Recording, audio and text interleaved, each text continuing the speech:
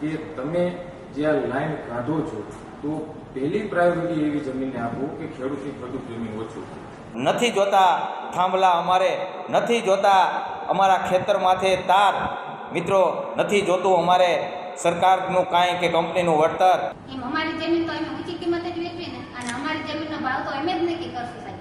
જેતપર ગામથી ભાઈઓ તથા બહેનો પધારતા હોય અને જામનગર ઉદ્યોગમાંથી ભાઈઓ તથા બહેનો રેલીમાં જોડાતા હોય અને અકસ્માત રીતે કદાચ કોઈ ખેડૂત જે અંદર કામ કરતું હોય તો એને કદાચ અકસ્માત કંઈ થઈ જાય તો એની જવાબદારી કોણ? જામનગર જિલ્લામાં ખેડૂત મહારેલીનું આયોજન તારીખ 31/7/2026 શુક્રવાર, સમય સવારે 10 કલાકે.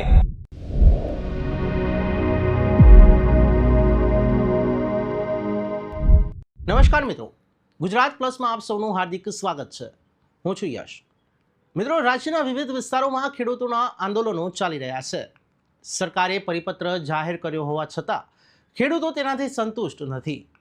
હવે ખેડૂતોના સંગઠનોએ મોટી સંખ્યામાં જામનગરમાં એકત્રિત થવાનું એલાન કર્યું છે. આખરે ખેડૂત આગેવાને શું કહ્યું, જોઈએ આ અહેવાલમાં. જય જવાન જય કિસાન. મિત્રો, જામનગર જિલ્લામાં ખેડૂત મહારેલીનું આયોજન તારીખ 31/7/2026 શુક્રવાર, સમય સવારે 10 કલાકે. તો બહોળી સંખ્યામાં ખેડૂત ભાઈઓ પધારવા જાહેર આમંત્રણ.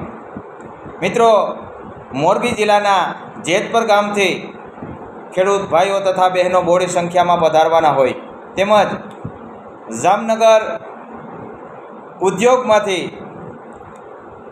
આ ખેડૂતોને સમર્થન આપવા ભાઈઓ તથા બહેનો પધારવાના હોય. તો મિત્રો, જામનગર જિલ્લાના તમામ તાલુકાના ટોટલી ગામડાના ખેડૂત ભાઈઓને એક વિનંતી કે આપણા ખેતરમાં તાર આવતા હોય, આપણા ખેતરમાં વીજ પોલ આવતા હોય તો આપણે ફરજિયાત હાજરી આપવી આપણી ફરજ છે. તો મિત્રો, ચાલો સૌ સાથે મળી મોટી સંખ્યામાં એકત્રિત થઈએ અને જામનગર જિલ્લાના વિરલબાગથી કલેક્ટર કચેરીએ આપણે કલેક્ટર સાહેબને આવેદનપત્ર આપવાનું હોય. આ આવેદનપત્ર સરકારની માનીતી કંપનીઓના હિતમાં જે સરકારે પરિપત્ર જાહેર કર્યો છે તે નાબૂદ કરવા બાબતે આપણે એકત્રિત થવાનું હોય, રેલી કાઢવાની હોય.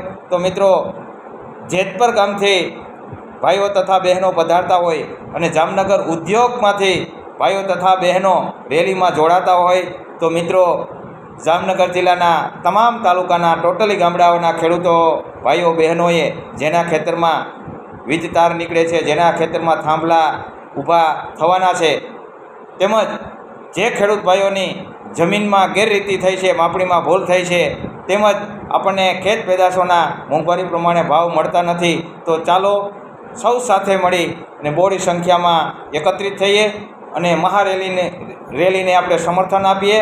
મિત્રો, જામનગર જિલ્લાના તમામ તાલુકાના ખેડૂત ભાઈઓ બહેનોને એક વિનંતી કે જેતપરની ટીમ આવતી હોય ત્યાંથી ભાઈઓ બહેનો પધારતા હોય, જામનગર ઉદ્યોગમાંથી ભાઈઓ બહેનો પધારતા હોય તો મિત્રો, આપણે ખેડૂત ભાઈઓએ જે ખેડૂતોના ખેતરમાં તાર થાંભલા આવે છે તેને ફરજિયાત હાજરી આપવી જોઈએ અને સૌ પોતાના ગામમાંથી જેના ખેતરમાં તાર થાંભલા નથી આવતા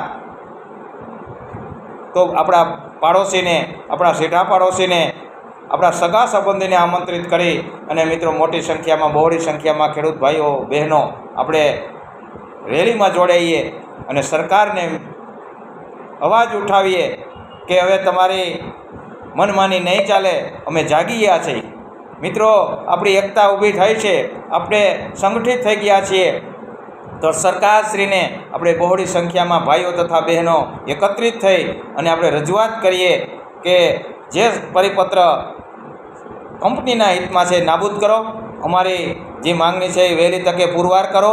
નથી જોતા થાંભલા અમારે, નથી જોતા અમારા ખેતર માથે તાર, મિત્રો નથી જોતું અમારે સરકારનું કાંઈ કે કંપનીનું વળતર. મિત્રો, આ બાબતે મિત્રો આપણે બહોળી સંખ્યામાં એકત્રિત થઈએ. જય જવાન જય કિસાન, વંદે માતરમ, ભારત માતા કી જય. સાહેબ, મારા ખેડૂતના ખેતરમાં વીજ પોલ લાઈન અદાણી કંપની નાખી રહી છે. તેના માટે કોઈ ખેડૂત ભાઈઓ, કોઈ ખેત મજૂરો કે પ્રાણીઓ જે કોઈનું નુકસાન થાય એનું આ પરિપત્રમાં વીમા કવચનો કોઈ ઉલ્લેખ નથી. તો આમાં કોઈની જાનહાનિ થાય કે નો કરે નારાયણ કોઈના મૃત અવસાન થાય તો આમાં કઈ આમાં વીમા કવચનું છે નહીં. તો એના પૈસા કરતા અમારું જીવનનું મૂલ્ય ઊંચું છે સાહેબ. એમઆરસી કમિટીમાં સાહેબ અમે મગફળી વાવી હોય તો કોઈ 900 આપે, 1000 આપે, 1200 આપે, તો અમે તો ઊંચી કિંમતે જ વેચવી ને મગફળી. એમ અમારી જમીન તો અમે ઊંચી કિંમતે જ વેચવી ને, અને અમારી જમીનનો ભાવ તો અમે જ નક્કી કરશું સાહેબ.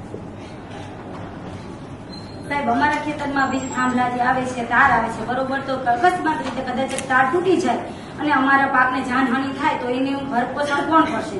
અને અકસ્માત રીતે કદાચ કોઈ ખેડૂત જે અંદર કામ કરતું હોય તો એને કદાચ અકસ્માત કઈ થઈ જાય તો એની જવાબદારી કોણ લેશે?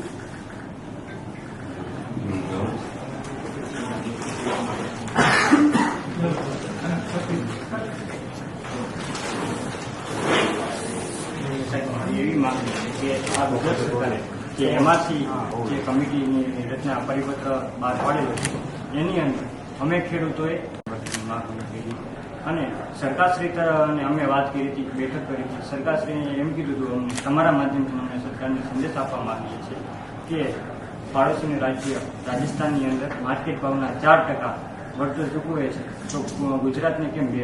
ને એમઆરસીની અંદર એવી અમુક વિસંગતતા છે કે એમાં એ પરિપત્રની અંદર કે જો આ બેને વાત કરી કે વીમો છે, વીમાનો ક્યાંય ઉલ્લેખ નથી કર્યો. તે સિવાયનો એમઆરસીની કમિટીની અંદર આપણે કઈ રીતે કે ભાવની વાત કરી કે કોઈ પણ એક ખેડૂતનો વેલ્યુએશન હશે, એક કંપનીનો વેલ્યુએશન હશે અને આપ સાહેબ શ્રી અધ્યક્ષસ્થાને ચેરમેન તરીકે, તો એની અંદર આ એમઆરસીની અંદર ઊંધું આવ્યું છે કે દાખલા તરીકે ખેડૂતનો જે વેલ્યુએશન હશે ને એ જે બજાર ભાવ હશે એ તો ઊંચો જશે અને જે કંપનીનો વેલ્યુએશન હશે ને કોઈ પણ દાખલા તરીકે પાવર ગ્રીડ હોય કે અદાણી હોય કોઈ પણ એનું વેલ્યુએશન હશે એની અંદરથી 20% ઉપર ડિફરન્સ થશે તો જે ચીઠી નીકળે નહીં. અને આમાં એવું શું લખ્યું છે કે નીચામાં નીચો ભાવ આ દેશની અંદર કે આપણે ગમે ત્યાં માર્કેટિંગ યાર્ડની અંદર કે આપણે કપાસ વેચવા જવું, કોઈ પણ હોય કે ઇલેક્શન હોય, જે ઊંચી કિંમત હોય કે ઊંચા મત જીતા હોય એ જ વિજેતા થાય છે. અમારો કપાસ કદાચ 1600 બોલ્યો અને 1800 બોલ્યો તો 1900 મત દેવાના છે. તો આમાં અમારી એવી માંગણી છે કે જે ઊંચો જે ભાવ હોય ને એમઆરસી કમિટીમાં એ અમને આપવામાં આવે અને ખાસ કરીને આ 4% વળતર. અને બીજી વાત કરીએ કે આ એમઆરસીની અંદર કે અમારું ગોંડ ગામ હોય કે સુરેન્દ્રનગર જિલ્લો પીએચ વિસ્તાર છે. હાલની તારીખની અંદર અમુકને જે કોરિડોરની અંદર બોરવેલ આવે છે, ટીસી આવે છે, એનું વળતર ખેડૂતોને પૂરેપૂરું આપવું પડે. આ પાવર ગ્રીડના અધિકારી શું કહે છે? એમ કે છે કે તમારે બોર કે કોઈ વસ્તુ નહીં કરવાનો, કલેક્ટર સાહેબ આપનો હુકમ છે કે વચ્ચે વંડો હોય કે કોઈ આપણે મકાન ન કોરિડોરની અંદર 67 મીટરની અંદર બાંધકામ ન કરી શકે તો એ ખેડૂતોએ 8 થી 9 લાખ રૂપિયાનો બોરવેલ બનાવ્યો છે. એ હવે કોરિડોરમાં આવે છે તો કોરિડોરની અંદર એ બોરવેલનું એ કંપની વાળાને નુકસાન તો લેવું જોઈએ જ નહીં. એ અમારી એક બીજી માંગણી છે. નમસ્તે. એટલે જે આ નવું પરિપત્ર આવ્યું ને સાહેબ એમાં ખેડૂતોએ અભ્યાસ કર્યો અને આપણે જિલ્લાના 20 થી 22 જિલ્લાના ખેડૂતો આવ્યા હતા અમારે જેતપર ગામડે અને અહીંયા જે કઈ ક્ષતિ હતી ને એ ખેડૂતોએ પોતે સજેસ્ટ કરી છે.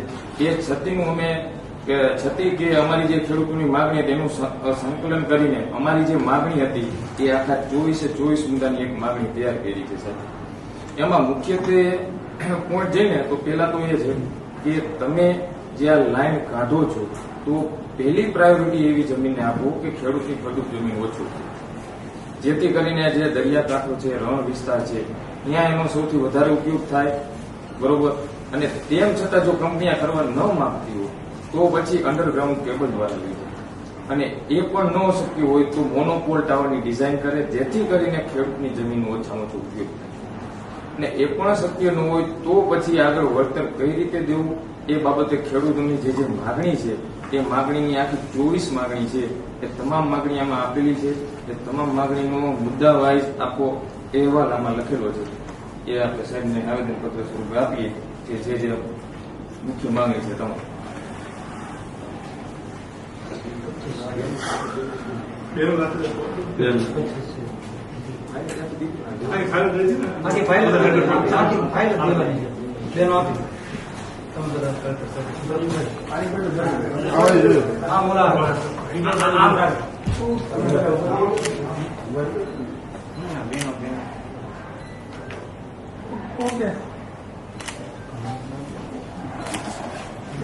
એમાં એમ છે કે ગ્રામ પંચાયતના લેટર છે એમાંથી એની અંદર જે હજી અમને મંજૂરી નથી એ બધા ગ્રામ પંચાયતની અંદર ઠરાવ કરેલા છે. તો દર્શક મિત્રો, આ વિડીયો તમને કેવો લાગ્યો કોમેન્ટ બોક્સમાં જરૂરથી જણાવજો. ચેનલને લાઇક, શેર અને સબસ્ક્રાઇબ કરવાનું ભૂલતા નહીં. નમસ્કાર.